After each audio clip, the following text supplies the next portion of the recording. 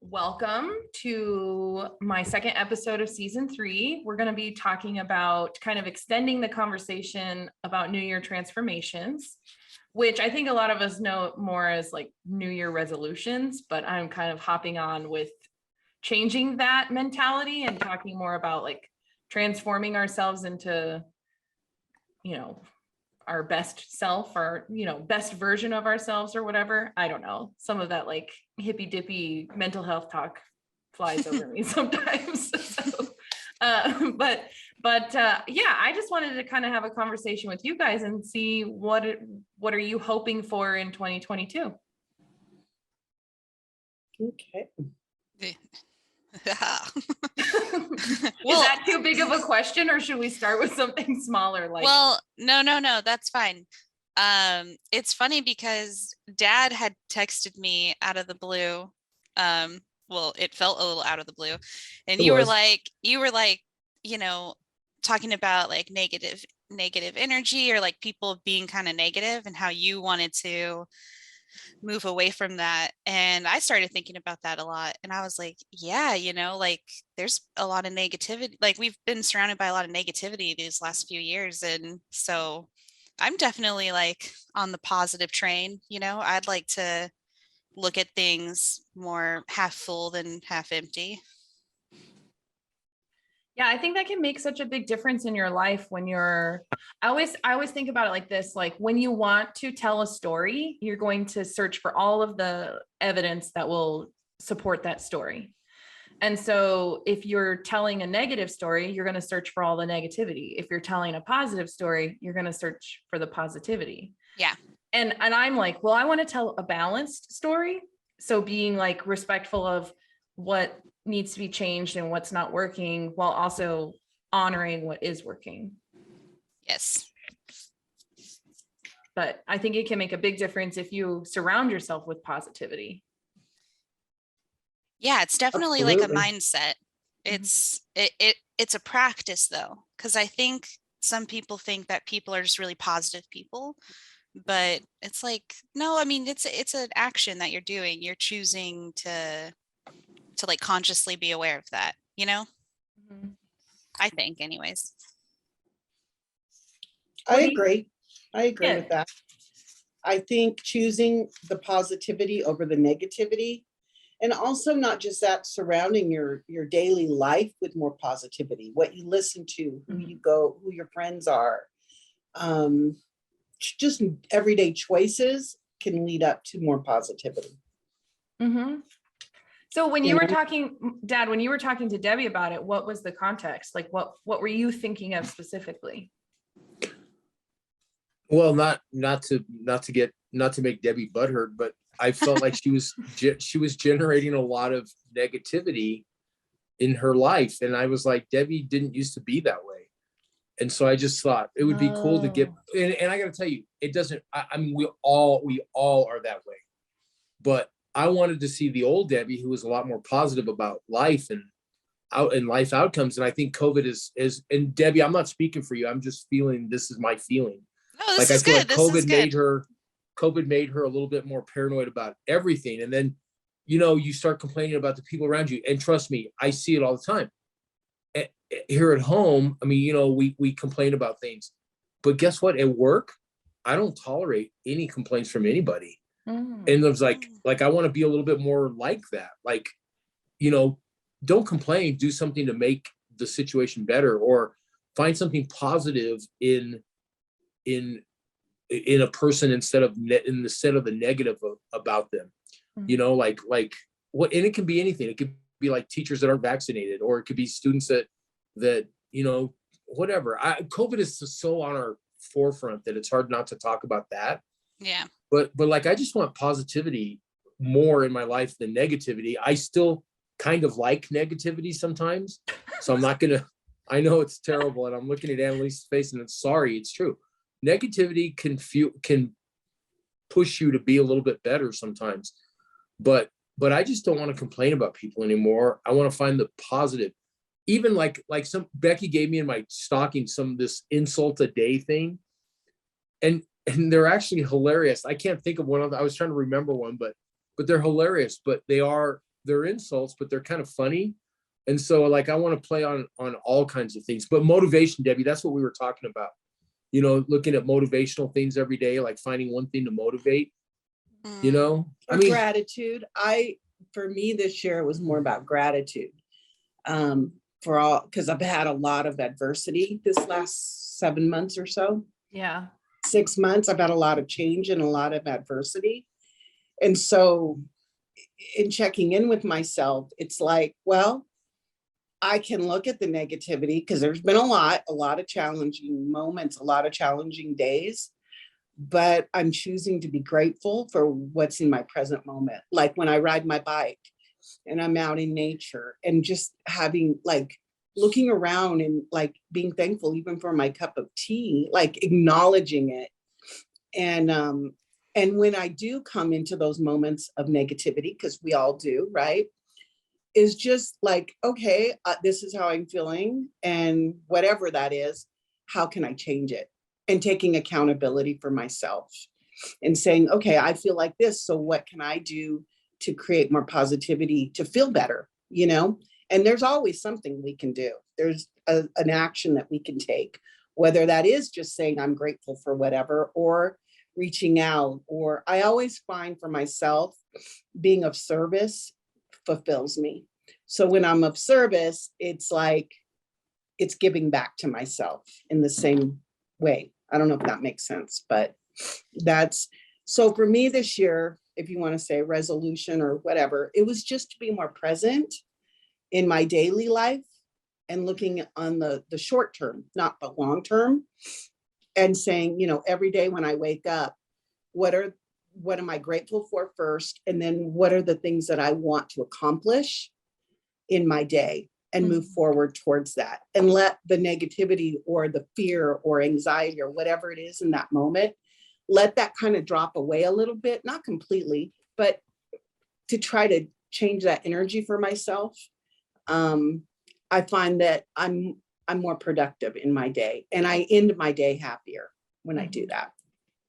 Well, and I think I hear kind of from both of you, it's the same thing of like recognizing what is not working in your life and how you can kind of move from that and transform from that. And that to me is really important, because I think so often, and I kind of caution with what you're saying, Mom, because you don't want to live in negativity. You don't want to live in fear. You don't want to live in anxiety, but you also can't ignore it or say that it's not functional, because I think that every emotion is important. Every feeling we have is important. And when we don't honor it, and this is what I talked about in my first podcast of this season, was honoring our experience, honoring ourselves. And so how do we honor that fear that we have without it consuming us? Right. Like, how do we allow it to transform us into what our goals are, into being our best self, because I think fear is important. I think anger is important.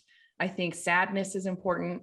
And if we want to push it to the side and change it and say, no, that's not right that I feel that way, or judge that feeling, then I think we're missing on an opportunity to really honor ourselves and what we're experiencing.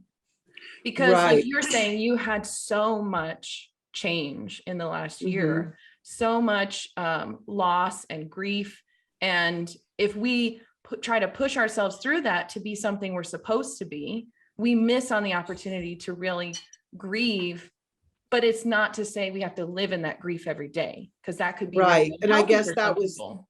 that was the point I was trying to make. I do acknowledge it when it comes up, and I do allow myself to feel it and process through it, and then look more to what are some healthy solutions, you know. And sometimes that's reading something that inspires me or allows me to cry, or to just be present. I guess the big thing that I'm trying to do this year is to be more present in the present moment, be there in the present, and not allow myself to get sucked into the past or get too far ahead in the future, because that takes me personally down a road that then I stop moving. Then I can sit all day or nothing gets accomplished because I'm sitting I get sucked into it.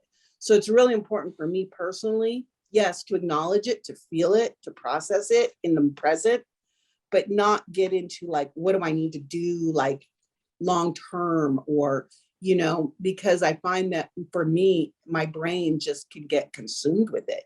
And like 3-4 days can go by and I'm still right there thinking about that, you know, Mhm. and I need to, and I don't, it's not that I need to, I don't want to do that.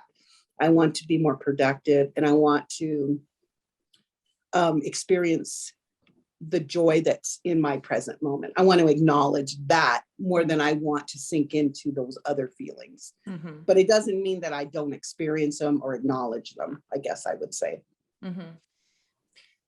What I about, oh, sorry, go ahead, Debbie. oh so I wanted to kind of go a little backwards to what Dad was saying, because I feel like I didn't really get a chance to like get in there like in that moment. But it's really important, I think, because I'm seeing that a lot of other people are kind of experiencing what I'm experiencing, like these feelings.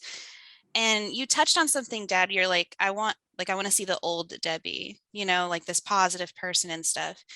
And through some education and learning and stuff like that, I, you know, that's not really a good goal for me to have, you know, to go back to, because maybe that's, you guys saw this very like happy, positive person, but that person was also like not assertive, not standing up for themselves, being walked all over, like in their friendships and at work. Yeah, I was a people pleaser. I was a yes person. And a lot of people liked that because I would get things done, or like I was a good friend, or I'd really show up in big ways. But it's like, that wasn't filling me, my heart, you know? And yeah, throughout this last couple of years of kind of more isolative, um, I guess, experiences, kind of being more alone, like just in our compact family. Um, or I don't know, that's not the right way to say that. Your main family. What's the word for it, Lisa? It's on the tip of my Your tongue. family unit, yeah. Your immediate family? Your immediate family, yes. Me, Dylan, Lily. Um, you know, I'm seeing that like, yes, you know, it's really easy to get sucked in by like the world sucks mentality, because, you know, in a lot of aspects it kind of did. And I don't want Right. to pretend like I didn't feel that. Like, no, that's it's healthy to like, I want to just commend Lisa for you saying, you know, you got to honor all your experiences, honor the emotions, every single one you feel, because it's a part of what's going on. Mhm. You know, you don't want to get drowned out in any emotion too much. To be positive all the time is not healthy. To be negative all the time is not healthy. So yeah, like, you know, you said a word balance, and I feel like that's really what I'm searching for, Mhm. you know, but I don't want to go back to that person who just was, I don't know. Hey, Debbie, please don't equate me wanting you to be a little bit more happy and positive with you being the old Debbie or whatever. I have always wanted you to be more aggressive about the things that you want, and be more honest and open about the way that you feel about things. So if that's a transformational thing for you, to where you can say, hey Dad, hey Mom, hey Lisa, hey Dylan, hey Lily, this is what I want, and you need to, you need to do it that way. That's fine. I just was seeing a streak of negativity through COVID that I had not seen you have, and I saw nothing positive in it. And that's all I'm talking about. I'm not talking about, the old please everybody Debbie. I actually don't even, I actually Your don't necessarily experience remember during that. COVID, your experience during COVID was much different than my experience Yeah, during 'cause COVID. you were So still how going to can work. you, Yeah. you can't really compare, like, and some people like had much more heartbreaking experiences during these last few years than I did. I mean, you can't kind of compare and be like, you had it harder, you had it easier, or like, you know, you should just, I don't know, we all can get through it. It's like, that's just not, I don't know. Well, and I think what I'm kind of recognizing in the experience of COVID as a family, like the wider family unit of all of us, parents and siblings, is that we all had our own reaction to what COVID brought up for us. And so like during COVID, I feel like I experienced a lot of great things, and I got a really great job. I connected more with my kids. Like that was a different thing for me than it was even for mom, who was around family, but still had not related to COVID, a lot of grief. And so we had these life experiences that came, whether COVID was here or not. And we also had life experiences that were brought up by COVID. And I think the biggest thing is that acceptance that there are different experiences, and that both your experience, my experience, Dad's, Debbie's, Becky's, all of them coexist with each other. And the feelings and reactions we had to COVID and to whatever was happening during the last 2 years, we accept that those things happen and that we responded in the way we did. I think the challenge is avoiding the pressure of being a certain way to make everybody else more comfortable, or lacking the acceptance that that's what it was. And I needed to be something different. Like I need Debbie to be different. I need Dad to be different. And that I think is a trap, because then it doesn't create space for connection, because I'm not accepting what's really happening. And that's hard, because it is hard. And I think when we have a family like we are, who are totally enmeshed, right? We're like so connected and so up in each other's business, right? We think it comes from good intention, but oftentimes it is harmful. It's harmful to try to change each other to fit our agenda, to fit our narrative, to fit our needs and our emotional discomfort. Like there are times in the past 2 years when I have felt anxiety about everybody and the way everybody's dealing with everything. And how do I reconcile my anxiety without projecting that onto the other person? That's hard to do. That's like big level stuff. That's hard to do. And I think the more that we do these kind of podcasts and the more we talk about this stuff, the more we're going to have to face that awareness that a lot of times we project our own stuff onto each other. Mm-hmm. And just recognize that can be hurtful. Yeah, thank you. One of the things that I've learned in these little conversations is that oftentimes the way that I say things is not the way that I wanted them to be perceived. And Debbie, I wasn't saying anything. I think I don't know, maybe you took everything I said wrong. The way that I said it, now that I hear it repeated back to me, sounds kind of negative. And that's not at all how I meant it. Like I meant it as a totally positive thing. And I meant it as like a way to like start the new year a little bit better. Cause I'm tired of all of this stuff that's going on around me. And I'm like, well, I can only deal with what's around me. I can only control my immediate whatever area, and so I'm going to do that. I'm going to try to do things a little bit differently. Well, I mean, I have a team at work that's the same way. And I feel like me and Mom are kind of on a similar pathway too with that, that kind of transformation, maybe. Mom's had so much bad shit happen that I don't even know what to do with it. I don't even mean to say this badly, but that's one of the reasons why I don't like having friends. And because I don't want to lose them. And like losing Bear, like that sucked. Losing Coach sucked. Angie lost Debbie, that sucked. But it all kind of came to fruition yesterday. Sorry, I don't mean to hijack this conversation, but Mom didn't want to go to the Lobo game yesterday, and I had Becky and Curtis's tickets. And so I called, I thought, okay, I'm going to call my friends. Okay, well, I have one friend, Flo, and he already has season tickets. So that was out. So then I started looking for somebody to go with. Like, I have no friends. I called Robert. I called Steven. I called Travis. I called Tony. Everybody has COVID. Oh, no. Yeah. So Mom bucked up and got dressed and went to the game with me. And it was fun. It was actually fun. They sucked. But anyway, it just, it's like one of those things like I have my family, and that's enough for me, because you guys are amazing. Like I'm so blessed. I am so blessed that I have an amazing family.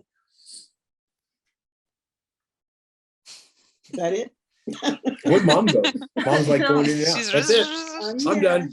Oh, I I have so think- much more to say. I could go on for hours. You know, Dad, I think that's really sweet. And I think something that our family is really kind of growing into. And it's hard because it's hard to transition from being kids to adult kids. Like you're always gonna be your children, but now we're adults and have our own children. I think what our family's growing into is this idea of like, instead of saying, I want you to be this way, right? I want you to be this way. I think we're transitioning into like, how can I show up for you? Like, I want to be supportive of you. How can I do that?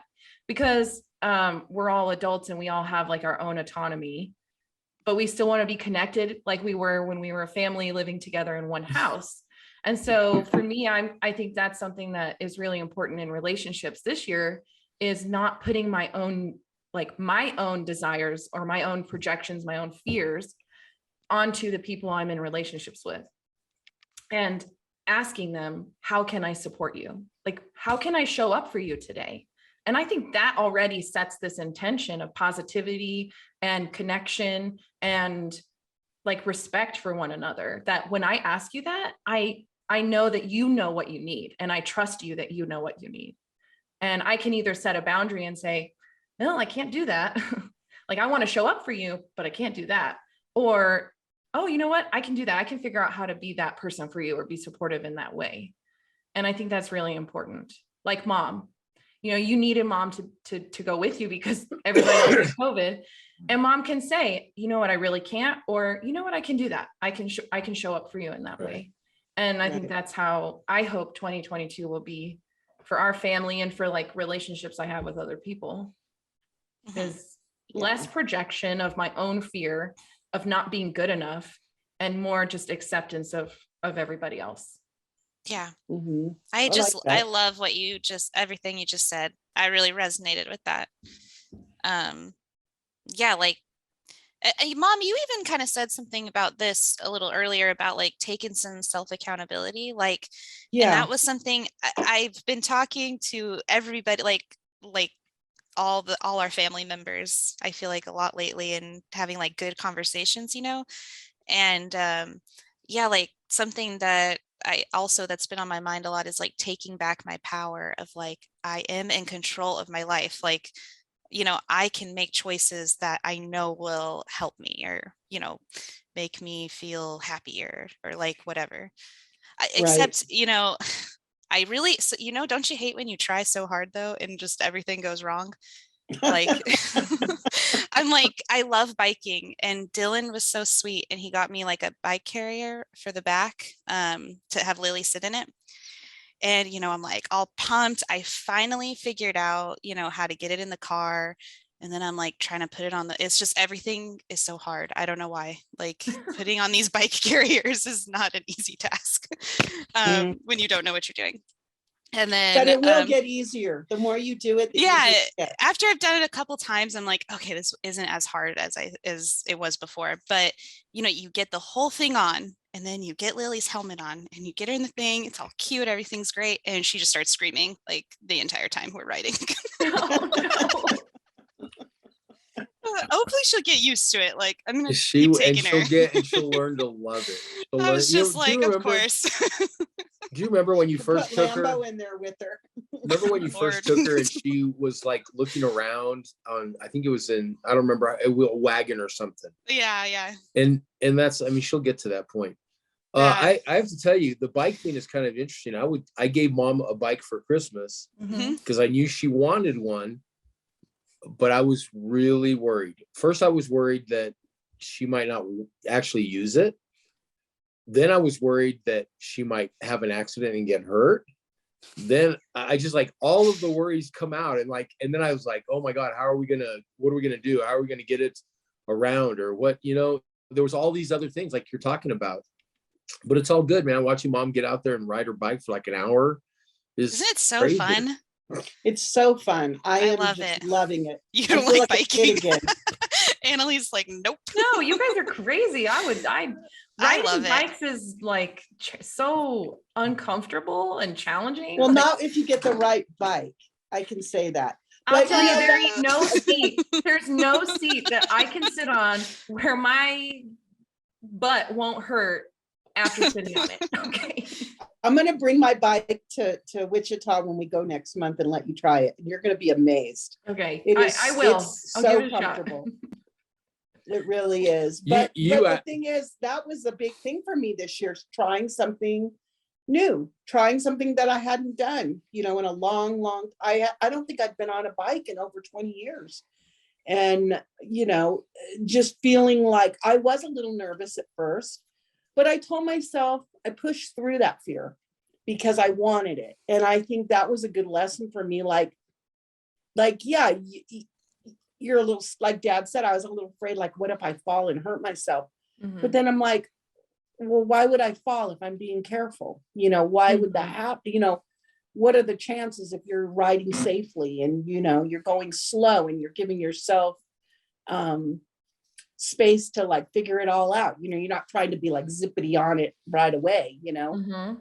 And that's what I've been doing. I've been practicing in the neighborhood so that I'll be able to go on a bike trail, but doing it in steps and allowing myself to progress. And I'm going to start working out here pretty soon. Next week, I'm going to start working out, and then I'm going to do it the same way. I'm going to start slow and give myself permission to progress, and I know I'll get there. This last year was a huge change for me with my diet. I started changing the way I eat, and it was the same thing. I had to start slowly, and I think at my age, at 61, it just showed me that anything is possible if I want it. And that's really exciting for me. That's Mhm. really, really exciting for me because I have control. I have power over my desires or my dreams. And I don't have to hand them off to someone else to fulfill that for me. I can do it myself. And that's very empowering because I haven't done that in a number of years. I've let other people, my children, my husband, whatever, kind of, project on what I want and let them kind of give it to me if they can. And you know how that is, it's never enough. You've got to do it yourself, So, like I said, just, reminding myself that I am strong and that I'm capable is a big change for me. Mhm. Big change. So Annalise, I have a question. Okay. Wait, hold on. I don't want to rush over though. Mom just shared something really big. Yeah. And Right. and She I did. I want Go to for put a pin in what you're going to say. So don't lose your question, Dad. But Mom, I want to know, like, for you, this really big transformation, was there a moment or was there something where you had that like epiphany that it was up to you? Because I feel like so often, social media and movies and TV and reality shows with like the focus of helping people transform gives this illusion that like we're just going to feel it. Like we're going to feel like we want to do it and we're going to do Right. it. And I have felt So 10,000 yeah. times in my life that I want to be a certain way and the feeling is not enough. So what was that for Right. you? I'll cry if I talk about it, but it's just basically, I felt really alone. I felt really, really alone in my grief. And I had a lot of time alone as well. Mhm. Because of COVID, I wasn't, as a massage therapist, I wasn't able to work for a long time, like 9 months, 10 months. And then I hurt my hand and had to have surgery, so I couldn't work. So I haven't even worked now in 6 months. Mhm. And I have a lot of alone time. And before, when I was working, I was seeing people and talking and socializing. So I didn't notice those areas in my life where I was lacking taking responsibility for myself, my mental health, my emotional health, my physical health. I was distracted by all these other things, I think. And so the aha moment for me was feeling really alone and saying, why, asking myself, am I alone? First of all, no, but why do I feel alone? Mhm. And maybe like Debbie, that's maybe where you got to that point where you changed your thought process. When I asked myself, no, I'm not alone, but why do I feel alone? Because I'm putting myself in a space to be alone. Mhm. I'm not getting out there. I'm not communicating. I'm not doing these things that I want. Mhm. And so only I can do it. Like you said, I can't project on you to fulfill what I need. First of all, you don't even know what I need, Mm. and so I had to really come to terms with, what do I even want? Well, I want to feel alive again. That was my starting point. I just want to feel alive. I just want to feel the air. I want to feel nature. I want to feel connected. And so how do I feel connected? I have to get out there. I have to do things that maybe are uncomfortable. Like the bike was a good example. You know, I'm starting to see some clients in their home. I've adjusted my career with my needs and what's best for me, not what's just best for my client, and draining myself and all of those things. So creating space in my day to do the things that I enjoy and not depleting myself for others. So finding the balance, again, going back to that word balance, finding the balance. But the aha moment for me, going back to that question, was feeling very alone. Yeah. And what can I do about that? And why do I feel alone? You know? Well, and I'm so grateful that you shared that with me, because I didn't know that that was something that you experienced. And it makes me think, because I often reflect on like, well, how can I support that for you? And I just think for you to be so vulnerable in taking those risks and those leaps and like doing things for yourself, that's a position of vulnerability, because you're changing the way you did things into being something new. And I want to be supportive of that vulnerability. I want to create a safe space for you to explore these new things that you're working on. And that's what I hope to do for everybody in the family, is create a safe space where we can figure out what we're doing, because we're always changing and growing. But what you are doing, Mom, is a really big thing. It's a really big deal. Yeah. So I'm so glad that you shared that, because I didn't know that that was what you were experiencing. And that's a really big deal. Well, you know, and it's hard, and I'm sure you guys have experienced this too. It's hard to express, like when you do feel alone, you know, that's an emotion, feeling lonely. But I can't project that onto you guys. You're so busy with your families and your own life and your own goals. And to ask you to, you know, do that, I knew wasn't even probably possible. You know, it'd be asking a lot, you know, but more importantly, it was, you know, I've been so happy most of my life. I haven't always felt that way. And I think COVID really created space for me to find the balance. That was the positive side of COVID for me, is that it created space for me to have go internally and look at myself instead of everything external, to really know who I am, because I've changed a lot, you know, and I'm in my 60s now, and life is a little different, you know, and my goals are different. You know, I'm not looking long term to create something huge and big, and you know, I'm trying to find the balance in my daily life, because as we get older, we don't have as much energy to do all the things we did when we were 30. You know, we have a lot more energy. So I have to reconcile with that, you know? So anyways, that's me. Thanks, Mom. Thanks for sharing. Okay, Dad, Which do you was your remember your thought? question that we pinned on Oh, I'm going to bring it up later. I want to hear more from Debbie and you guys. I want to hear you guys talk. Well, I just had hearing Mom, and Mom, that I am so happy that you shared that with us. I mean, like, not happy about all the the crap, but right, like just that you're, and I can see it. I mean, I think everybody sees it, like the, you know, the action you took to make change in your life. It was so like glowing, you know what I mean? And I know it's a daily thing, right? And I'm thinking of like you and I really, I really, really resonated with feeling lonely. Like, but it's interesting how we were experiencing that same feeling, but at very different stages of our life. You know, like you're kind of, well, you were kind of in like forced retirement almost with COVID, you know, like not that you didn't want to work, but you weren't allowed to work, you know, because of the rules. And then, you know, I took a pause from my career to be a stay-at-home mom. And, you know, I wasn't prepared, COVID aside, I wasn't prepared for how lonely that is. I had no idea. Like, you know, people tell you, but you really just don't even know until you experience it. And I was kind of doing what you were talking about, how you're kind of projecting onto other people and wanting everyone to fix it for you because you have no idea how to feel better, you know? Right. And I don't think until more even recently, I've really been able to like identify that. And that, so we're talking a 2-year process, you Right. know, like I think, like you said, Annalise, I think a lot of people are like, oh, it'll just come to me. But it's like the day I realized that it's not going to happen unless I take action. And I feel like I'm finally there. I don't know. I still need to, you know, get some things sorted out. Like I really got to put in the effort, and it's hard. Whew, it's hard work.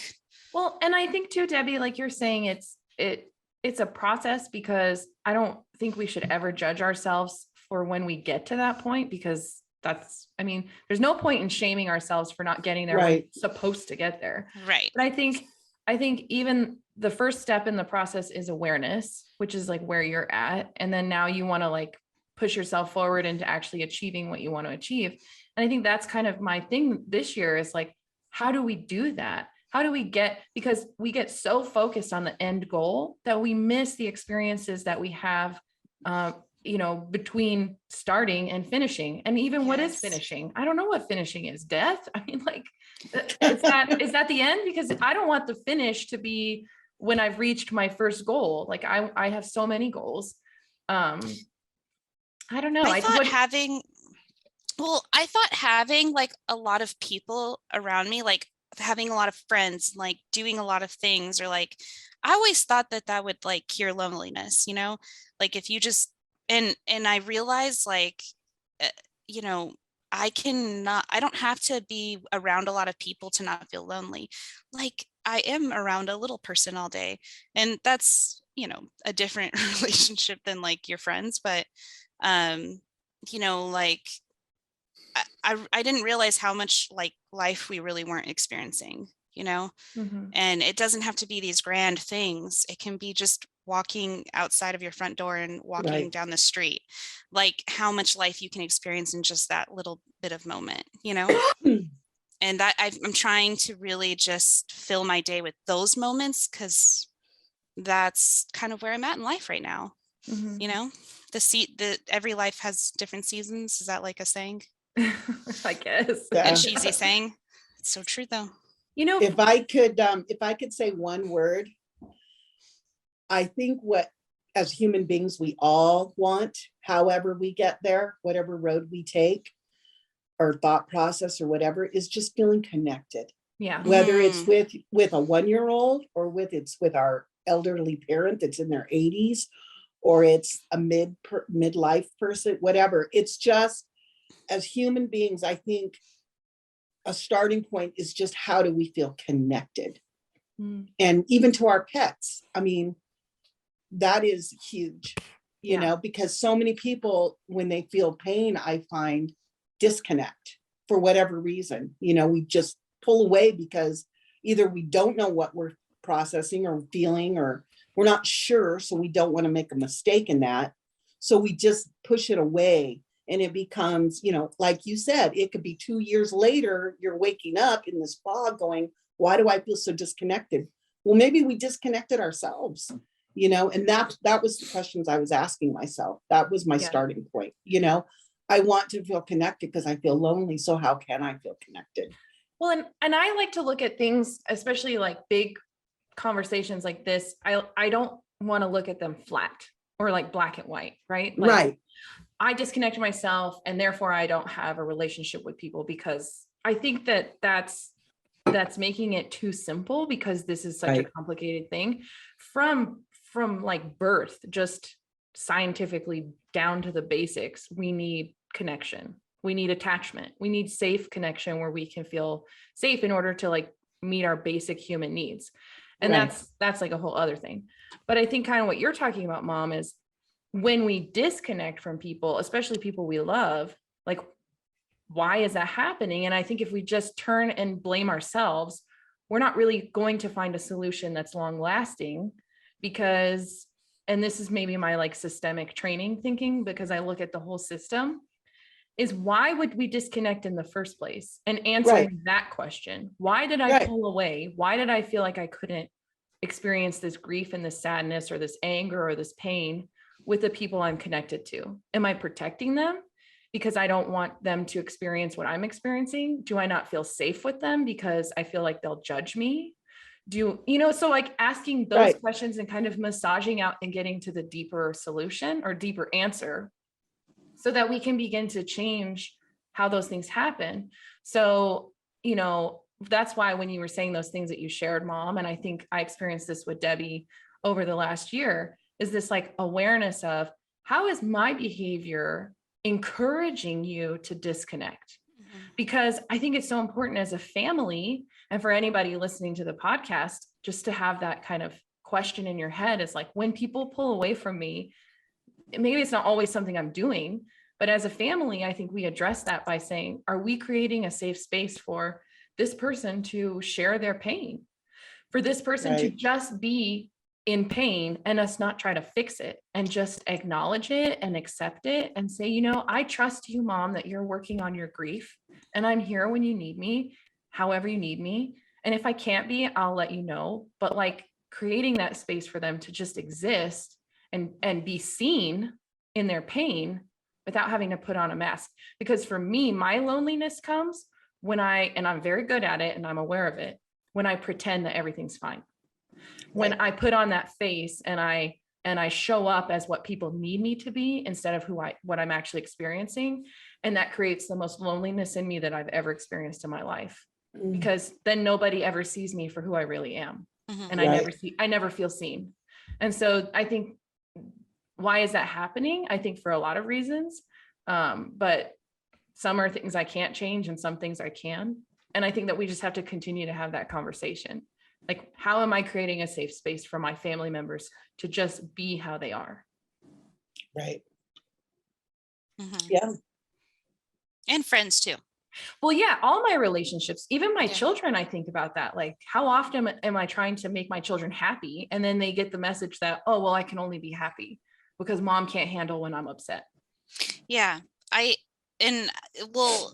Like in just all relationships, like you said, I mean, I was experiencing that a lot. Like I was feeling so frustrated in all my relationships. Like they're just not getting me, like they're misunderstanding me. Like no one's really cares. You know what I mean? Like all these things you replay in your head, over and over.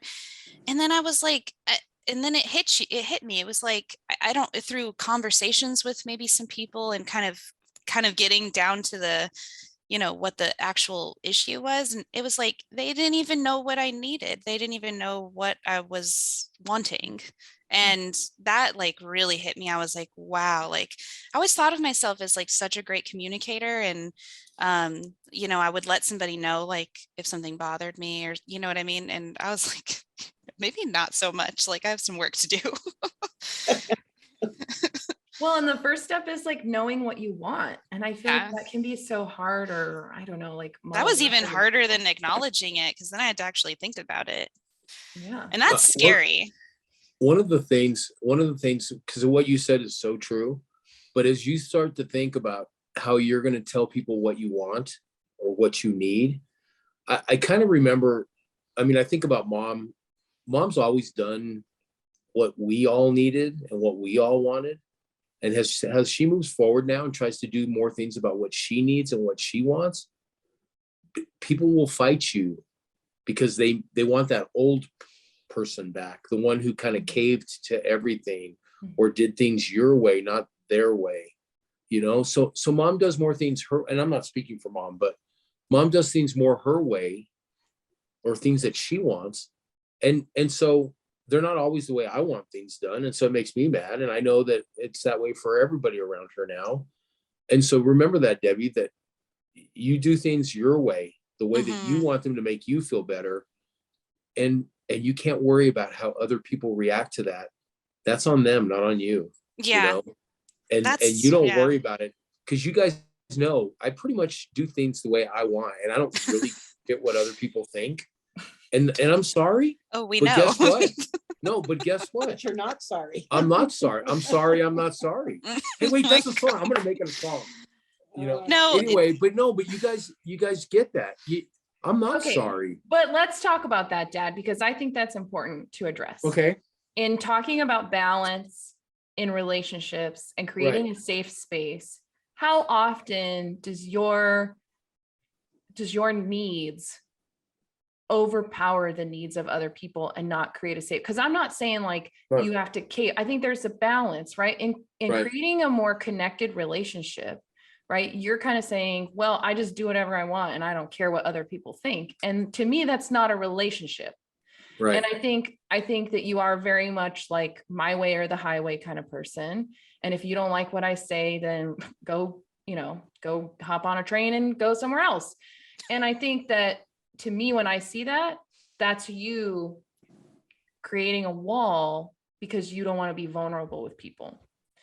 And so I'm kind of wondering, like, how often is that mentality a way of you preventing yourself from connecting with people? Probably a lot. Probably. I don't know, but I've been better about it. I've tried to be a little bit better. I'm going to tell you what, for me, some of the steps that I've taken towards that end seem huge to me and probably very small to other people. like, wow, you're really calling that a step? Wow, sorry. So I'm taking baby steps, even though I'm this big old huge guy. I understand what you're saying, and I do put up a lot of walls. Mom knows that. Mom talks to me all the time about that.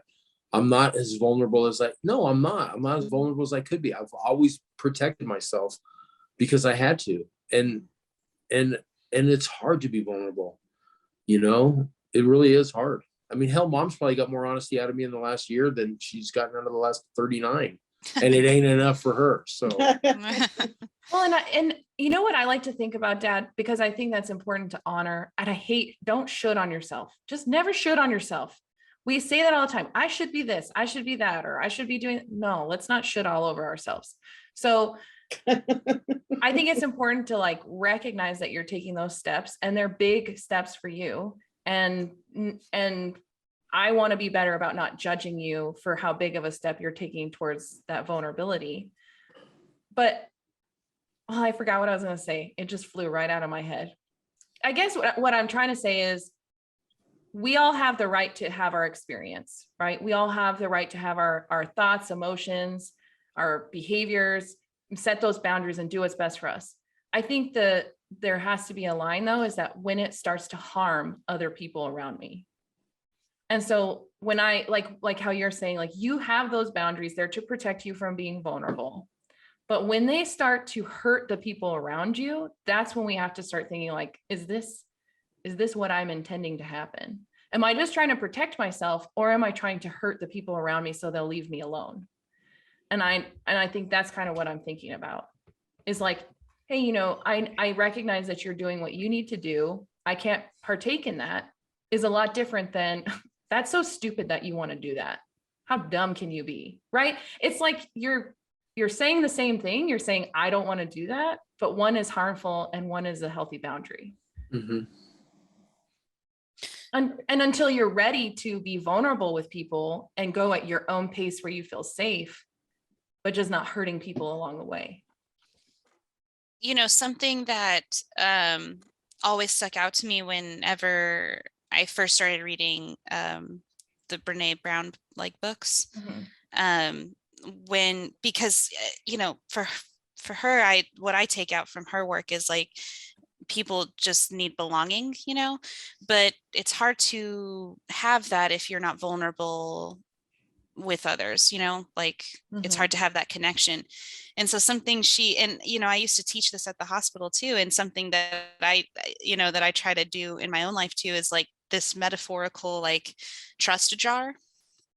And every time, what makes you feel like someone's trustworthy, and you start thinking about all these different traits and things that people do, for example, oh, they remembered my birthday, that makes me feel loved or thought about, or different little things like that. And as people start doing these things that you've laid out, you're kind of putting marbles in the jar. It's like a marble jar, trust a jar. And when those marbles fill up, then that's kind of your way of knowing it's safe to be vulnerable. you know? Mhm. I don't know if that made sense at Okay. all. Okay, I loved that whole metaphorical trust jar. But one of the things that I hate is that I find myself sometimes filling other people's jars that make it really. Wait, that's not the right. Sometimes I find myself. I That's was not the like, right huh? thing. No. Sometimes I find myself being nice to people that really don't mean anything, because it's easier to do that than to be nice to people that you really care about, or not. Nice isn't the right word, but be Like vulnerable. Like open. sometimes Yeah. it's easier to be open with people that you don't really have to be, because you don't want to be vulnerable to people that you do want to be vulnerable to, because you're afraid to expose yourself. I don't like Exactly. the thought of exposing myself to anybody out there, but mostly I don't like to expose myself to my family, because they're the ones I love the most. Well, and And I I know think that's that's kind of that. ass backwards, but No, Dad, but I think that's exactly it, is that in a way it's like a protective factor. This is why people go to therapy. I mean, I'm being isn't that what we're transparent. doing here? No. No, this is not therapy. Trust me. This is totally different than therapy. So I think Oh. that people will go to a therapist because the things that they're processing or experiencing or struggling with, they don't want to burden their family with. And so they go to a safe person. That's a healthy way. I think when it becomes unhealthy is like if I have a friend that I'm just dumping on constantly and I'm crossing that boundary for them. And then that's when they're like, oh my God, like everything with you is just always a problem. It's like, yeah, because I'm abusing that trust. I'm abusing that relationship. And so, this is definitely like a time to advocate to go to therapy if you're feeling that way, because that person then becomes the person you can process with, and that's their job. They have training for that. They know how to set boundaries and not, that's their one role, is to be that person for you. And they're going to do it really well in most cases. And Yeah. then you can figure out, how do I want to communicate this with my partner or my family in a way that's not going to hurt them, in a way that is going to continue to foster that relationship and connection and trust. And eventually you won't need the therapist to help you figure that out and navigate it. They're just there at the beginning sometimes to help you figure it out. Yeah. I also want to say, just like on that note, like if anybody's listening, for all the listeners, like if either or, if somebody suggests you going to therapy, or if you're suggesting somebody go to therapy, I think we got to get off like this notion that that's a negative thing, because to me, that's one of two things. That's either the person and saying like, I care about you and I want you to feel better, or it's also like, hey, like I don't feel like comfortable with this, or like I'm not qualified to, like, I feel like I'm just not the person to like be that listening ear, like I might do more harm than good kind of thing, you know? And I think about that with you guys, because I am a licensed therapist, and Debbie, you're a licensed social worker. I Mhm. don't want to lose my relationship with you as a family member because I become your therapist. And so that's a boundary that ethically, legally, and like also personally I set, is that the way I interact with you guys is so different than how I interact with a client, because I want to be your daughter. I want to be your sister. I don't want to be your therapist. And I think I've said that to so many of you guys, like, just go to therapy. And that's exactly right, Debbie, is that's my way of saying, I don't want to handle these big things that deserve the right space to be processed. Like, Yeah. I respect that these are things that are important to you. And I don't want to always be that person that receives it and is like, I'm putting pressure on myself to do something with. Well, yeah, and like, not to overshare, or I don't know if this is, I don't know, but you and I have had conversations like that as sisters. And honestly, like, since we've kind of come to that realization of like, there's just certain things like big things, like you're saying, and like just that shift, like with all my siblings, actually, like, and the relationship that now we're having and the conversations now we're having serves me way more than the conversations we were previously having, like me dumping kind of. Mm-hmm. Now we talk about like fun things, or like educational, like, you know what I mean? And I just have seen that and I'm like, that's made me very happy. Like, these conversations we've all been having Yeah, that I are don't not know. geared towards like dumping and like, Well, you and know, there's a time and there's a place for that when it's like really important things. obviously, yeah. But I don't know if mom and dad know that like we as the four siblings have a group chat and we like talk to each other daily. And it's not about, like you're saying, Debbie, it's not about these like big life-changing things where Yeah. we're like, oh my God, I have to process this with you. Like these are fun things that we're sharing, music and news We're stories. starting and a dang book club together. I we mean, are, we're in a book club together as siblings. That's awesome. Yeah, and I That's think it's awesome. because we all are making that like very active and conscious choice to be close to one another in a way that's realistic for our lives. Like, you know, I know that Nico and Becky aren't here today, and there's like no pressure. Like Yeah. I accept totally and completely that we all have limits and that we're all aligned in the goal of being connected to one another and respect that we prioritize our immediate families first. mhm. And then our relationship as siblings supports that and nurtures and helps grow that. And so I think that's, I don't know how that happened. I think, you know, it just happened. Maybe COVID really kind of helped us to see that we're really important to one another and we care deeply about each other. But I think I'm it's just glad it also happened. too that all four of you were in totally different locations, you know, Oh, and yeah. it's not as easy to get together. You know, I mean, to get all four of you in the same space is a difficult thing to do, to coordinate, you know, since you all live in different cities and some different states is, you know, it's not like, you know, a 20-minute drive to get together. So you had to find a way to keep that closeness without, you know, having to compromise too much of your time or too much of your energy, you know. And so you found the chat better to do that, you know, because you can leave something and then when that other person's available to read that or respond, Yeah. they do it on their terms. And I think Mhm. that's how that probably happened, you know. I do think that's true, Mom. And I do think it's a miracle that in February, we're all going to be together in California.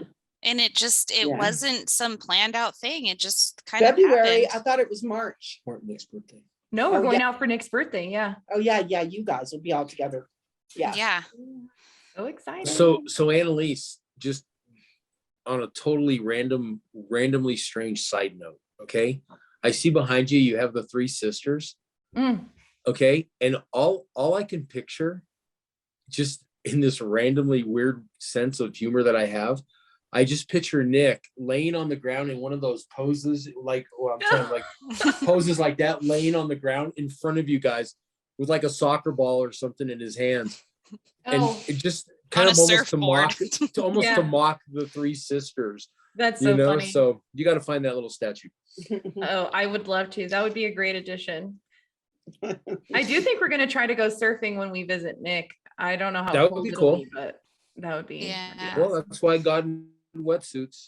Okay, before we move on to our like current event things, Dad, did you want to ask that question? I haven't forgotten. So it was a little bit more at you and Debbie about, so this is about transformation versus whatever resolution. So how are you both going to think about transformations when you guys have the family situations that you do? You know, Nate's constantly traveling. You got three kids. You got to deal with COVID in the schools. You know, Debbie, you have a husband who's working from home, but you're thinking about whatever you're thinking about, maybe having another child or maybe going back to work or whatever. How do you guys even start to think about fitting transformations into your life? I mean, I really want to know, because that's like a tough thing. I'm old. Like, I don't think about transformations like you guys must, you know? Just for me, like I'm trying to meet myself where I'm at right now. And for the last 2 years, I've been very lonely. I've been very unmotivated. I've been really like kind of a hermit almost. And what's fueling me is just this motivation to like have a more active lifestyle. So I'm I'm not thinking in terms of like, I want to lose whatever, 50 pounds. I want to eat healthier. I just want to have a more active and like, I'm thinking wellness. Like if that was my one word of the year, it's wellness. And so I'm thinking of all kinds of things that make me feel more well. And I'm really focusing on the like physical aspect of things, like reconnecting with earth and reconnecting with like physical activity. Because I was an Mhm. athlete my entire life. And I mean, I got to get back to like some physical activity because I know it makes me happy. So that's, I'm not, there are ways to incorporate that into your already life. So I'm meeting myself where I'm at. I have a toddler. Like it's not realistic for me to like think I'm going to be this like CrossFit gym person. Like that's not going to be me, but I can do it in other ways that also honor motherhood, Right. or parenthood, I should say. So it's kind of back to your question, Annalie, is that how does a person take that step even when they're not really necessarily feeling it? The desire's there, but the daily is the reminder of, oh, it's just easier to sit here and watch a TV show, or it's just easier to, how do you start? And for me, it was literally just I started with trying to get ounces of water in every day. That was my starting point. I am going to drink whatever ounces a day. I'm going to make sure I do that. I'm going to commit to that and then get used to that. And when I did change my diet and everything else, it took me about 2 months to get that routine and that habit where I didn't have to think about it and constantly be saying, this is good for you. It became more natural, like, oh yeah, I'm going to drink my water. Like I didn't have to remind myself because I didn't feel like drinking water. Like you said, how do you do? And I think it's really just every day doing one thing consciously to change and commit to that. And that will propel you into the rest will kind of come along. It just kind of does. I mean, you just kind of figure it out. I don't know how else to say it. But you as the person, if you want change in your life, you have to make those first steps, whether you feel like it or not. You have to, if that's your goal, if that's what you want, if you're choosing that, then you have to choose to do the work because there's no other way around it. Well, and I think breaking down that stigma of like on one hand, like you're saying, Debbie, I'm not going to be this CrossFit person, and that's not who I'm going to be. And I think, we have to kind of break down that idea of what we think we should be, or like what makes us successful at our goal, and create our own goal.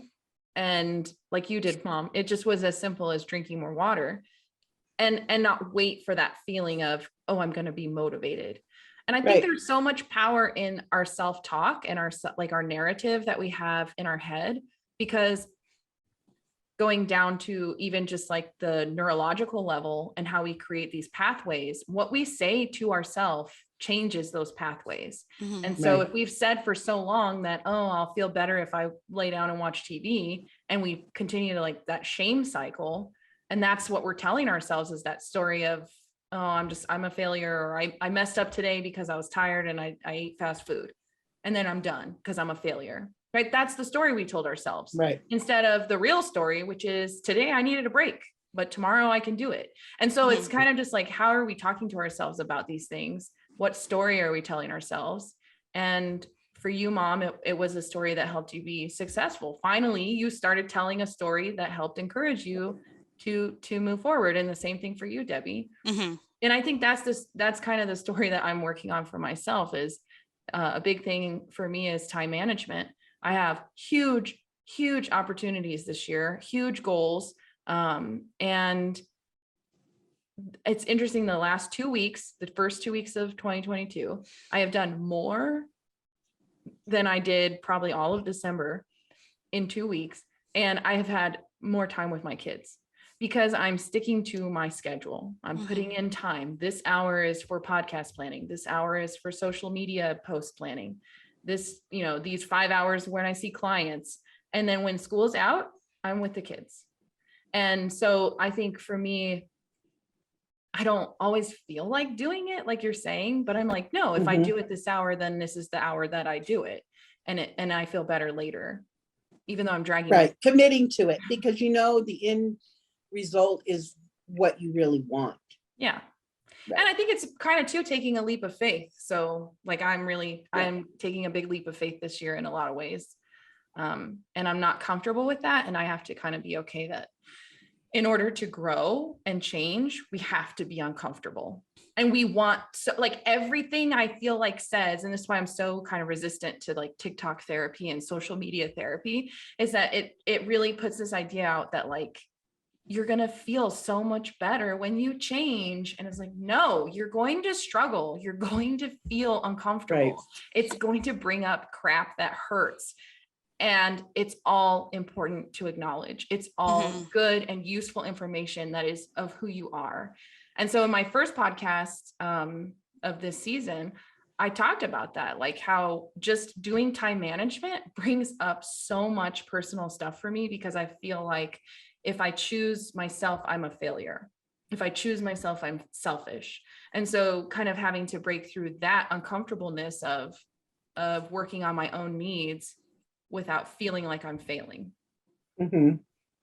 Right, or letting someone else down. Yeah, Yeah. Mhm. Yeah. yeah, yeah, definitely. But routines are good. I find them to be good. I do. I'm enjoying more structure. I'm not as good at it as Nathan is, but I'm enjoying more structure. All right. So kind of transitioning into our current events, did you all bring something, a topic or news story or personal thing that's like kind of on the forefront of your mind? I had one thing. I sent Debbie an article because we've had some conversations about and sorry, this is it. Are we like, wait, we can do whatever we want to talk about? There's no agenda. No. Okay. No. So Sure. Debbie had been, or both of you guys, I think, but I think more Debbie than anybody had been talking a lot about the social worker aspect of the debate about police, the way the police respond to incidences and stuff like that. And so I sent her an article the other day because our police department is in a major state of flux in Albuquerque. But the one thing that they did do was they did create this unit, and I'm sorry that I can't remember the name of the unit, but it's basically a group of people that respond now to some domestic violence or some domestic situations. 'Cause I don't want to say domestic violence, but to domestic situations. And and we are 400 police officers short in Albuquerque right now. Oh, wow. And so this unit is, they threw money at it, and it seems to be a positive thing. And I got to tell you, everything in me fought even thinking this was the right way to go, because I felt like somebody's going to get hurt, and somebody probably still will get hurt responding to an incident that ends up turning violent. But I got to tell you, I think it's like everything else. If you have 100 incidences and 97 of them are amazing outcomes and 3 are bad, are you going to focus on the 3 that were bad, or are you going to focus on the 97 that were good? And I think this group, this unit is going to make a lot of positive changes for some of these incidences. And I think a lot of it stems for me finding some like saying, oh yeah, that's okay, that's a cool thing, was really hard until I had conversations with you guys about this kind of stuff, because I would have never thought that before. And it just, and actually, oddly enough, that kind of weighs on my brain a lot as I look at all the problems that we're having in Albuquerque right now. So many problems, so many killings and violence and, death. Anyway, so that's my randomly weird current event. That's awesome. And I've always been a huge advocate for those things. I mean, I love in Houston the way I think it's growing, this not department, but unit. Yeah. Like unit. And it's just all about, reallocating kind of certain funds to fund more things like this, because they are seeing positive outcomes. They're seeing things that might have escalated not escalating, and Yeah. I think in another lifetime, I would have loved to like be that ride along clinician. And yeah, but yeah, not in the cards. So You never know. I wanted to talk about this current event, but I just feel like I don't know enough about it to really speak on it. But maybe you guys heard about it or know about it. The hostage situation in Dallas yesterday, Or last night. Dallas or Houston? Dallas. The synagogue? Uh-huh. I've not heard much about it. I thought it was in Houston for some reason. No, it's in Dallas. Was it in Fort Worth or Dallas? I was trying to look it up. I honestly looked for like active live news coverage of it and I couldn't find anything. Yeah, It's you know, and disappointing. there is an article that I just pulled up. I mean, the only thing that I can just skim on is that the person that the suspect is dead. And Did he kill anybody? no, he had 4 hostages. They were all okay. One of them was the rabbi there. Was it a hate crime? They think, from what I was reading, they think it was related to somebody who's in prison in Fort Worth or that area, the Dallas area. I don't know what prison that is, but yeah, somebody that was arrested for like anti-terrorism charges. And Which I did read the article. It was a person who was what do you call it when you get convicted of terrorism? And the incident happened in New York. But when they were sent to jail, they were sent to Texas for the jail there. But the incident itself happened in New York. Oh, interesting. Yeah, yeah. That's why I said, like, I don't know much about it, so I can't speak on it. But that was something I was last night. I was having dinner with my friends, and yeah, we pulled that up, and we're like, oh, dang, it's just I've been hearing a lot of. I mean, it's always the news, that's how the news is, but it's just, man, it kind of freaks you out, Yeah, it is really scary. It's scary too to not know what's going on and feel like that sense of like, out of control. Well, I think it's like this is happening, but like this happens and sometimes doesn't get news coverage. Like this happens, you know what I mean? I'm not trying to like live in a fear-based life, but like, yeah, when things like this pop up, you're just kind of like, oh man, ugh. Mm-hmm. Don't you feel like it's only going to get worse? No. No. I think it's always kind of been, the way it is. Now our viewership of it or our acknowledgement of it and awareness of it is going up, which is good and maybe bad. That's what it is. It's good and bad. Yeah. Right. But I guess on a more light current event note, well, that's mean of me to say it's light, but Jason Momoa is a single man. Who was he married to?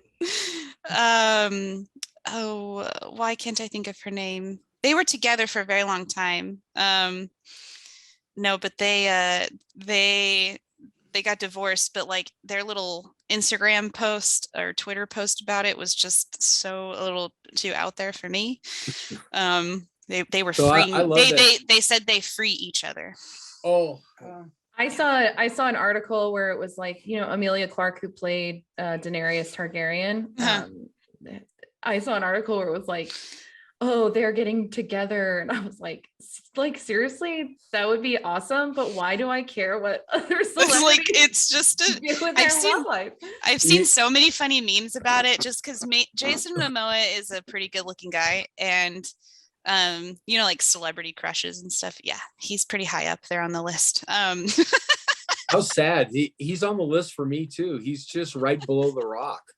Oh like, dude, I would Not love too to bad. be Jason Momoa. You guys are funny. But in reality, it is kind of like, why the hell do we care? This is so weird. Because sometimes it's just fun to care about other people's lives that don't affect you at all. But don't you think? But I think that we care about like people like that. Like that's a dude you'd want to be friends with because he seems like that kind of guy. I don't know. I don't like to put anybody on a pedestal because you just don't know. You don't know like what their life is like or what they're like or what their vices are. Like I just, people are people and nobody should be held up to that high of a standard of like anything. I mean, Mm. I do like when an actor and actress is likable though. And when you watch their movies, it does enhance the experience, but yeah, like you really don't know people, you know? Yeah, you know the image that they want you to see. And if I'm in a relationship with someone as a friend, like I can get a better sense. But a celebrity, you see what access we have to them. It's not very much. It's a snippet of We their see life. the image that's being projected at us. It doesn't necessarily mean it's true, Yeah. but And it's just an because image, you but know. also because a celebrity gets like a DUI, then like they're written off from the world. And it's like, well, they're just people. I don't know. Like they're Right. just I know plenty of people who have a DUI and I'm not like, get out of my life. Like you Right. shouldn't have a job Mhm. anymore. That's weird. It's just weird. Yeah. So yeah, there's a line and I try not to cross that line of like being too obsessed or too into it. But Well, it's I nice have to admire from afar. going off of that little projection. I saw a current event where the guy, I can't think of his name, the comedian who hosted the Golden Globes a couple days ago. As he started out the award ceremony, he started talking and he said, now this year, he was saying, I don't know I'm not gonna say it correctly, but basically his message is that if you're lucky enough to be honored to receive this award, don't make it about yourself and your platform and don't project that out basically to people. Come up, acknowledge the award, thank the people who got you there, your agent, your whoever, right? Your coach or whatever, and leave. Don't take this time to stand on the podium to lecture people because that's not what this show is about. And I think the reason why he said that, I think why that's going that direction is because all these award shows, people are checking out. They don't want to hear it anymore. They don't want to be told what to think, what to believe. They're kind of reaching that breaking point, like constantly being bombarded with other people's beliefs. And so when they're just trying to go there for some entertainment, basically, right? That's not where I'm going to have. And so his point was also, he said, you'd have to read the article, but he also said, because you live in a different reality than the average person. You don't live like what you're saying doesn't really apply to the average person on the street or whatever. We live a totally different life than Jennifer Lopez, or whoever you want to say, these celebrities. And so his point was, don't take this opportunity when it's not about that right now. I mean, not to say you shouldn't ever talk about it, but not on this award show. And for me, I kind of appreciate that because I'm not saying they shouldn't have a platform or talk. Everyone has that right? Especially now with social media, we can get all of our opinions and thoughts out there. But when I'm tuning into something, I'm going, like if I'm watching a comedy show, I'm going there to laugh. I'm not going there to get deep and think about all these other things, not that they're not important and they don't matter, but I think that it was interesting that he said that. And I personally think it was based on the fact that a lot of these shows, they've lost viewership because people are just tired of being told what to think or what to believe. So that's my current event. I have a lot of thoughts about what you just said, and I'm trying to think about how I want to order them because I have so many. Right. I can see why, like I can see both sides of it, right? But I think there's like something important to maybe just like questions to kind of ask to get a deeper understanding of why it is the way it is. Like, why are we so intent on telling people what to do? Right. Why are we so like on both sides, right? And like I get the point of celebrities and actors who receive a Golden Globe and directors and all those people, like they're living in a different realm than the average person. I don't necessarily feel like they're telling me what to do, but like why is there this push? And you kind of answered it, Mom, maybe because there's less viewers and they're not getting as many viewers. So is it about money? Like, please don't tell me, please don't go up on this stage and tell people what you're thinking and advocating for what you believe in, because we're losing money over it. Then you said something about when I go to a comedy show, I want to laugh. And I think then maybe that comedian that turned you off and got deep isn't the comedian show you should be going to. Right. So like if the Golden Globes become a platform for people and actors to share their thoughts, maybe watching the Golden Globes isn't for you. Right. And that was my point is But I guess think a what? lot of That's people why are, we checked out. that's why a lot of Yeah. people have checked out. And so maybe it's not just about the money. Maybe some of these people, they get on these soapboxes or whatever at an award show. I'm talking about. I'm not talking about a person who takes a stand against global warming and is an activist for that particular belief or passion that they have. I'm not saying they should never have a voice. Of course they should. Every human being has the right to express. But right? they only have a voice in the places you think are appropriate. Well, I think is appropriate. Okay, my point is, would you go to your child's soccer game and tell people on the sideline, parents or whatever, what to believe or what to think? Like, oh, you're okay, let's take it back a little bit. You're eating animal products. Would you think that that's an appropriate place to tell someone you should be eating animal products? Because people do that. People look down. Like, I'll give you a better example. Here's a better example. Because this happened to someone that I know. They went to a yoga class, but the yoga teacher saw them before the class outside smoking a cigarette. Yeah, then don't go back to that yoga class if that yoga Right. teacher said something. And to that's you. my Right. point, is that I think these shows where people have gotten up and expressed, like, you've got to do this or whatever, I think the average American is saying, I don't want to hear that anymore in this Right. context. And I think they're hearing that now. The Golden Globes, for instance, were you talking about them? I think they're hearing that now. And they're realizing, okay, how do we want this show to go forward? Because they have the right to say it's their show, whoever the producers or whoever creates that show. They have the right to say, like, you only get 2 minutes to talk. They can cut you off. They have the right to do that. It's their show. So if they're saying, But I guess what I'm saying is you hand somebody a microphone and you're like, these are the rules that you agree to. Like, I don't know why the host is saying that. That should be Yeah. something that like in your It's behind the contract- scenes. That's well, I like, think there's yeah, a like couple there's, reasons. I think- there's a couple reasons for it. Number one, I think that the viewership is gone down. And second of all, I think that they're trying to tell people, like, we don't have enough time for all of you to come on and do something like that. It's a time management thing, but it's also a ratings thing. I think so Annalise, I really do think that what Mom just said is so important. But what you're saying is every bit as important. You vote with your dollar, you vote with your viewing ability, you vote with your channel changer. And so what I hear from all of this is shows like everything is a microcosm of society. Okay. So the Academy Awards, least watched Academy Awards for like 5 years in a row. Okay. And these people get up there and they speak what they want to say because it's their right to say that. So guess what? Fine, it's your right to say that, but I'm going to tune out of the Academy Awards until I think that they're back to people simply going up there and saying thank you. So I won't watch the Academy Awards. I won't watch the Golden Globes.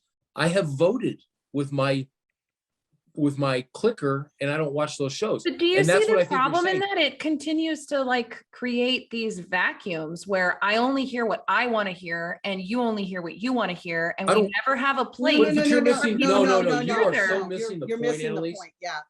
My point, at least, and I think Mom's point might be the same thing. I'm not watching the Golden Globes to listen to some freaking actor rant about his views on the Anything. environment. Or anything. I'm watching the Golden Globes because I want to see who won Best Picture, and I want to hear that person go up there and be humble and say thank you. That's what I want to see. If I and want, if I'm not going to see that, then I'm not going to watch it. but I also feel like what you're saying, if I want to have that discussion about, say, global warming, then I'm going to reach out to maybe social media or the The the YouTube. news or whatever. Well, I'm gonna do my own research is what I'm saying. No, yeah, YouTube, whatever. You're gonna do But I'm Google gonna do my search. own research on it. No, I'm gonna do my own research on it and come to my own conclusion. But it's my responsibility. I'm not saying, like, people can write or put out there whatever they want, YouTube, whatever, Facebook, Twitter, whatever. If I choose to go there, then I have ways to get that information. Right. But when I'm watching a show, whether it's Game of Thrones or anything, I mean, I'm making a conscious choice. That's what I want to do with my time in the moment. But some of these. So I'm not trying to say that because you're a celebrity, you don't have a right to say how you feel about global warming or whatever. I'm just using that as an example. Of course you do, but not in that context. But I Just guess like- what I'm saying No, is you can't. I totally understand what you're saying. I completely understand your point of view. And I see what you're saying, that on this award show, you don't want celebrities to go up and use it as a platform. I understand that. What I'm Right. saying is I disagree with you completely and fully and totally disagree with your point of view. And that's okay, because, you know, Right. I don't watch that show because I don't watch that show, not for any reason other boring. than Sunday evenings are not the time that I want to watch. And Right. yeah, it's boring, Debbie. That's true. That's what I was gonna say. I was like, I don't know if the viewership's gone down. Like, just think about how much the Academy Awards, these used to be big events, you know, the red carpet.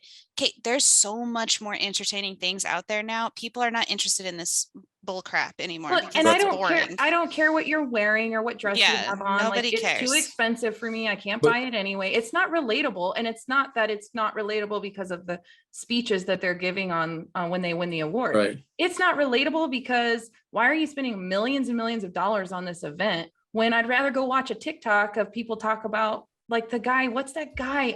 The goofy hat guy who gives reviews of movies and Marvel stuff. yeah. Like, I would so much rather watch him than Yeah. go watch the Golden Globes or and I Academy Awards. can YouTube Leonardo DiCaprio's speech, his Right. acceptance speech on YouTube. Like,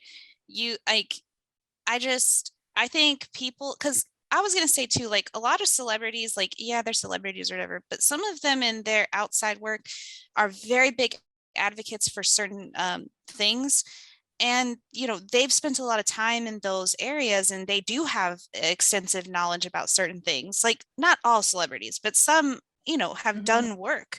Why shouldn't they be allowed to speak about it? I mean, they are advocates. Like, of course, you're going to speak on it any moment you get, especially a huge platform like nationally televised event.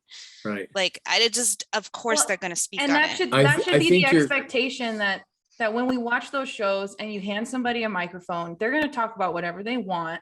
And if it's not what you want to hear, whether it's on a celebrity award show, on a comedy show, on a whatever, on a live YouTube or a podcast you really love, and they have a guest that you're like, I just can't handle it. Right? Like, we don't have to watch it, and that's okay. Right. But I guess I don't I guess we understand. agree. I I guess guess I don't understand, because that's exactly how we feel. We all choose what we want to watch based on what we want to watch. And Right, I but the was difference bringing it is- up- She's not but saying I that they was shouldn't bringing say it up that. as a current event, like the fact that guy said that. Well, And right. what And is what I'm that saying saying is, about, what is I that don't- saying, you know, like well, as a and that's current what I'm event? saying is that I don't understand why in, like, the opening speech of an award show, that's what they're talking about. Like, that's not accepting that this is what it is. And so to say, like, the Golden Globes should be a certain way, they are what they are. Like, I'm going to watch them or I'm not going to Right. watch them. They are what they Yeah, are. I'm not I a think producer on the you're show. you're Like, taking if I don't like it, I'm way- not going to watch it. You're taking it way too far, though, Annalise, because it was simply a comedian making a statement to draw a huge laugh. That's one of those laughs that uncomfortable laughs, because it's kind of true. People are tired of listening to all that. Many people are, and that's all it was. We do vote. If I don't want to watch something because of how I feel about what's the statements that are being made, then I vote with my feet. And guess what? I didn't watch NFL football for 2 years because I didn't want to watch an athlete kneel for the national anthem. That's on me. That's not on you. That's not on Mom. It's not on anybody else. I chose not to watch the NFL. I chose not to watch any of that. But he could still But- do it. but- I mean, but- you know, But that's just my view. or they could still And how do I it, you know. feel has nothing to do with anyone else. And I have every right to feel that way. And so I voted with exactly what you said. I voted with my viewership. I chose to watch something else and I chose to do something else. And actually, for me, it was actually really good because I ended up doing more things instead of watching more TV, you know? Now I'm you watch curious- football again. But I'm now I'm back to curious- watching football again. Hold on. I'm curious. Why did you say, Annalise, you're taking it too far? Oh, I don't know, because you were the only one who was commenting on. No. I think you were talking about. I don't mean that badly. It's just that you were talking about like, well, why did the comedian or why did the MC choose to say that or whatever? And I think you're missing the point. Mom, I agree with Mom's point of, I think it is about money. I think the Academy Awards and I think the Golden Globes and I think a lot of these award shows are tired of the ratings that they're getting, and they're asking people to just be a little bit more viewer friendly. I still And think he you did dodged it. my question. You dodged my question. Why did you say, Annalise, you're taking it too far? I don't know. I feel like you were. I don't know. I feel like you were saying. You were I judging. think You, I you feel- felt like you maybe. were judging us. I That's feel what like- think. I really did feel like you were judging. That's Yeah. a good Okay. word. I feel like a better way like of saying you're taking it too far is like I felt like you were getting this sense of being misunderstood, but then I think what maybe you're not accepting is like it's not misunderstanding. Like I mean, I understand you. I'll just speak for myself. I understand what you guys are saying, but yes, I agree with Lisa. Like I disagree with the point, like because you were talking about the comedian, yes, but then you inserted your opinion into it. Like you said, I really appreciated him saying that or him making a joke Right. about that. Like, I'm sure this comedian, I looked him up. I have no clue who that guy is, but he has like a new show on Netflix or something. And he probably said it in a joking way, like a cringy joke.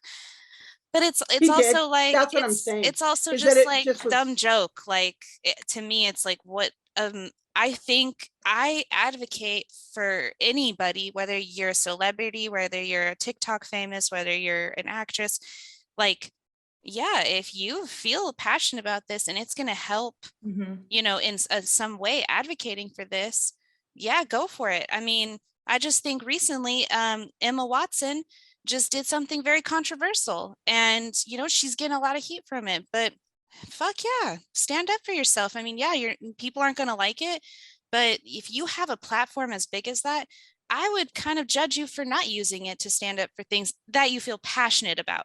If you aren't that kind of person, you don't have to feel pressured to be the advocate for something just because you're a celebrity. And I think Dad, Mom, like I agree with a lot of what you're saying, and I understand what you're saying about like if you don't like it, don't watch it. I think what the kind of thing that I'm adding on is don't try to change the show. Like if you don't like the show, don't tell the show what to be and what not to be. Like how people are with comedians and actors in that sense too.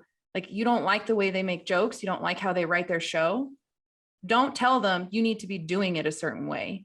If a celebrity chooses to go up on the Golden Globes and they give them that platform, that's what they do. I'm not going to tell the Golden Globes to change. Like you need to change and be different. Right. Like it's Okay. like it is what it is, right? I'm either going Right. to watch it or I'm not. But to have on to add on that thing of the Golden Globes would be better if they did it the way I wanted to do it.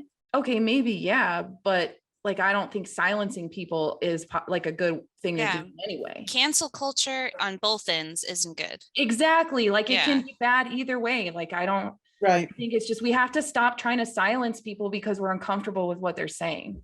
Okay. We're not Well, silent. and that wasn't my point at all. My point is there's a time and a place for everything. And when we're Well, talking about exactly. entertainment, we're not talking about politics or Right. No, anything but that's else. what we're We're saying. just talking about There is a time and a place. place And for that's everything. And that's what we're Right. saying. And is so that is the if time and that place. if that person You- if That you know- is the time no, and place for it. but that's what you believe, right? That's what you That's believe. what That's we're not what we saying. believe. Yeah. Yeah. So, But you so have the we're- right. You have the we're right two to. against two. We're two against You two. have the right to believe that way. Right. You have every right to believe that way. I But just don't. found it But interesting. don't judge me for not believing that. Let's clarify something really quick before we wrap this up. Okay. Okay. I recognize and understand that you felt judged because I disagreed with you. That is your own interpretation. That's your own feelings. I'm not judging you. I'm not saying you're bad people. I'm simply just disagreeing with you. Okay. And I'm not saying like, please don't think that because I disagree with you, I don't understand you. That's the part that we have to separate here because Right. that's what creates that like uncomfortableness and maybe some like anger or frustration, right? I understand your point of view. You don't think celebrities should use their platform in that space. I get it. And Debbie and I think that they should. That's just a disagreement. It's not a judgment to say you're bad people or think wrong or you're inappropriate. It's just like, we just disagree. I Right. understand what you're saying. And I would hope that like kind of next time you don't say that, like, you don't understand me. Maybe say, I don't feel understood, because I think it's hard to speak for somebody else. Yeah, okay. Like it can create like an immediate defensiveness that Uh-huh. that prevents us from like really actually having a communicative, like a full conversation. Right. That Well, makes wow, I didn't know my current event was going to create so much. I brought it up because I personally, like, I watched the audience go, oh, like some people gasped and some people clapped. Everyone had a different emotion about it. And I found that very interesting as a current event. You know, I brought it up for that.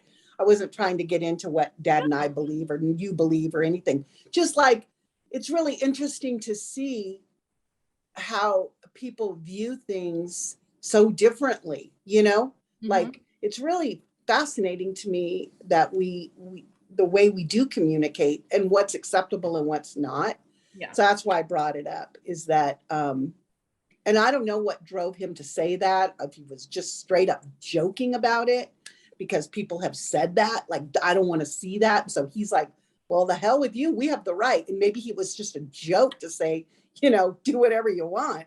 But he was really joking, you know, when he said that, because he was laughing. He definitely was laughing when he said it. And some people got the joke maybe, and some people didn't in the audience. But I just brought it up as just the thought of, you know, because that's been such a controversial thing in our society, you know. Definitely. People, you know. No, I think Right. it's good to have these conversations that we disagree on and are difficult. Right. I really have to go, but I wanted to leave you guys with something funny.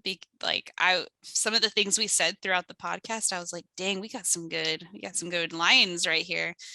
I was thinking some t-shirt designs, Lisa. Oh, nice. I'm just joking. But so here's t-shirt number 1. Don't should on yourself. Yeah. Okay. I love that. T-shirt number 2, step into your power. Mm, And t-shirt number 3, feeling alive. feeling Oh, alive. yeah. 2022, feeling alive.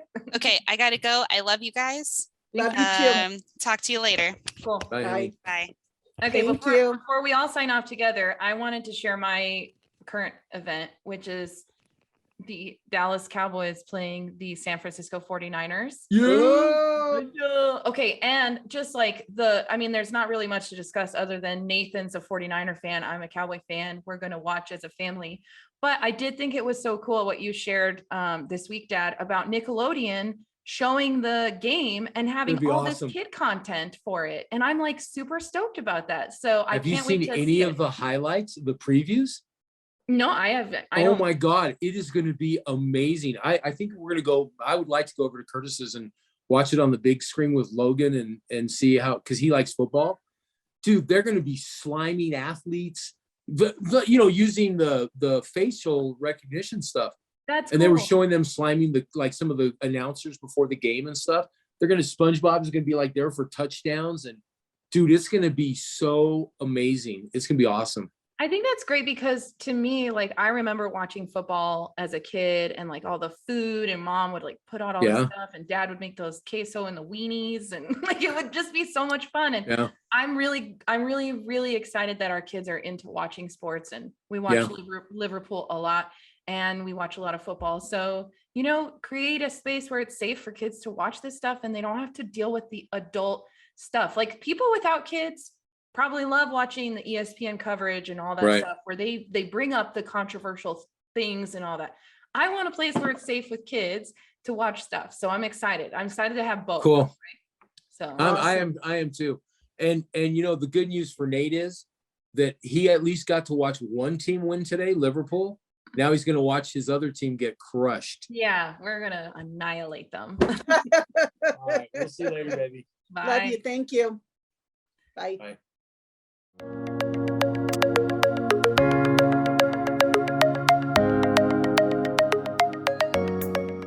If you want to hear more from The Good, the Bad, the Family, please subscribe. Or you can find me on Instagram and Twitter at aluceromft. Thanks for listening.